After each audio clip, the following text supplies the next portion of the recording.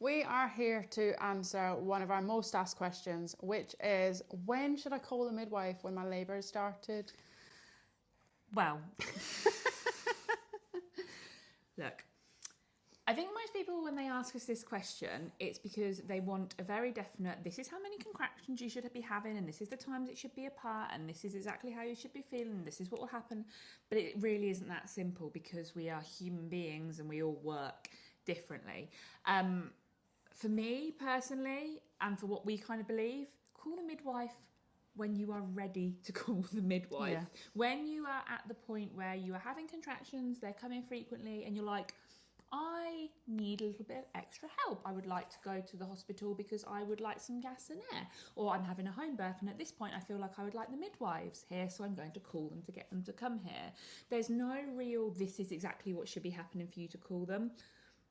But I would say that just the way you feel is the best indication. Yeah, everyone's so fucking different. Like, some people, like myself, I would personally probably leave it as late as possible. I don't need their reassurance. Obviously, I kind of have a general idea of how things are going. I've done it before. Whereas someone else who's particularly anxious about it, maybe it's their first time, they might be really keen to just get some reassurance quite early on the phone from a midwife to kind of get the lay of the land if they are heading into a birth centre, to find out perhaps if that birth centre's open, if there's a pool available, and just kind of get some instructions and reassurance over the phone, even if they're not actually going to see a midwife for quite some time afterwards. We would suggest then that once you are in labour, it's always a good idea to call your healthcare professionals to let them know you're in labour. You're not saying I want to come in now, you're just letting them know. That means that their staffing numbers, they can take you into account. If you are wanting a home birth, it means they can make sure they've got the people there to be able to come out to you. If you're wanting the birth centre,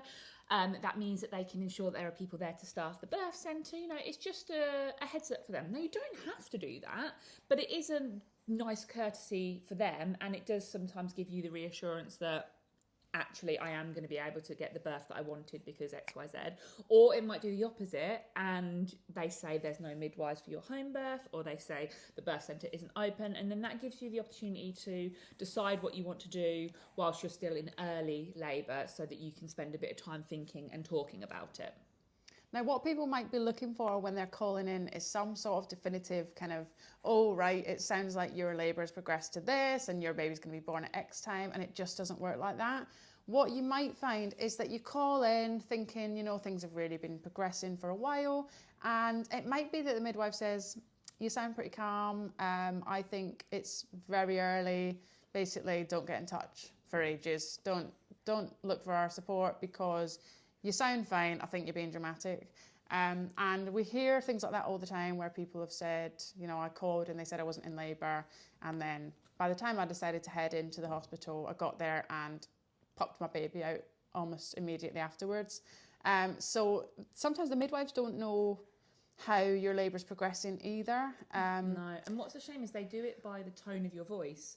And actually, interestingly, they're taught this at university.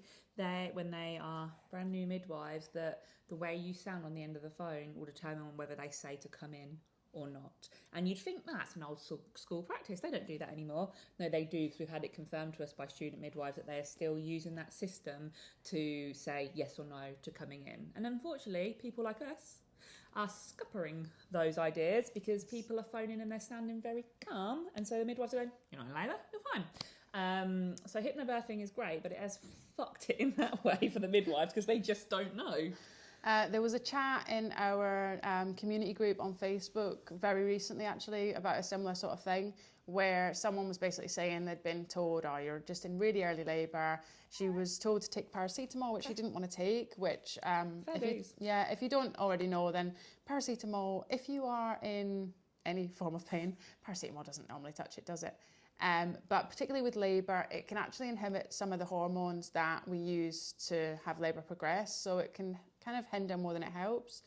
So it's quite common for people to say, actually, I don't want to take paracetamol, but some healthcare professionals may take that to mean, well, you must be fine then, just crack on at home. So there was a discussion recently where kind of that had happened to someone and they'd arrived at the hospital and had their baby very soon after, and lots of people commented on our post saying, yeah, same thing happened to me. I called up, they said you sound really calm, so you must be fine, or you don't sound like you're in any pain, so you probably don't need to come into the hospital. And in fact, one of them had her baby in the bathroom at home. Now, obviously, we want your labour to progress smoothly. We want it to be kind of undisturbed as much as possible. So there's not really a benefit for most people to get into the hospital super early on. You'd be better to wait at home if you can. But obviously, we don't want babies born in cars. We don't want babies born at home if that's not where you want to give birth.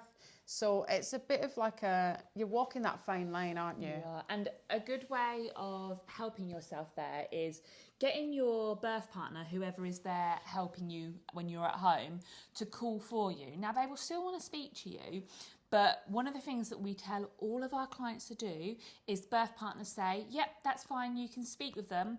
However, I will just let you know, they are hypnobirthing, they are being really calm, the contractions are coming really quickly. I've just noticed a change in their behaviour.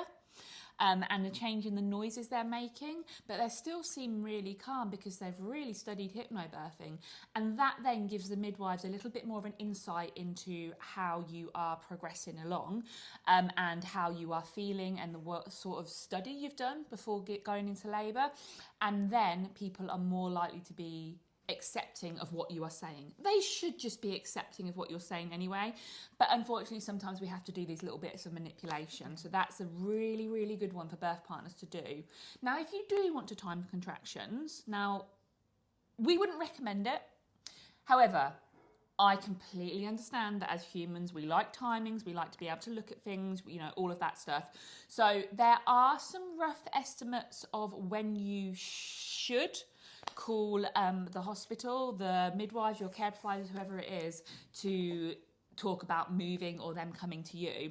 Now, this isn't going to work for everyone. This isn't going to mean that you're exactly 4 centimetres and therefore will be allowed in. It just is it's a guess. It's a guesstimate. It will work for some people.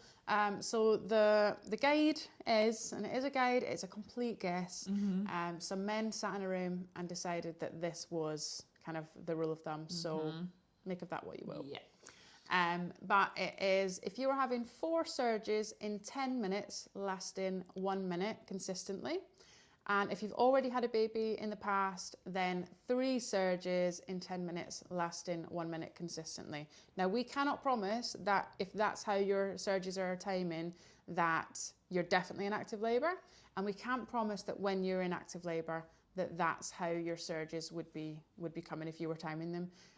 It is just a guess, but we understand people like that. Yeah, we like to be in control. We like to measure things as humans. So you do you, mate. But don't you be the one timing the contractions. That is a birth partner job. Yeah. Those are kind of our tips to round them up. Call when you are ready. Do not do it beforehand. Do not feel like you have to, but call when you are ready, okay? And that could be you are ready to change where you are. You're ready to go in. You're ready to have more pain relief. You're just ready. Get the birth partner, your birth partner, to call for you and let them know that you are really calm, but your behaviour has changed and the noises you're making have changed slightly, and they've picked up on that. And 3, you do not have to time your contractions, but if you do, 4 in 10 lasting 1 minute consistently, or if you've had 1 baby or more before, it is 3 in 10 lasting 1 minute consistently. And finally, you don't have to call them before you turn up if you absolutely don't want to. You can turn up on the day at the delivery suite and just say, yo, sort me out. That's absolutely fine if you want to do that. We hope you enjoyed that video. If you'd like to thank Silas for staying nice and quiet the entire time because he's an absolute babe, please do so in the comments. Remember to like and subscribe to our channel. Don't forget to come and follow us on the gram. We are at The Birth Uprising, where we share loads and loads of birthy tricks and tips and loads of shit that's interesting.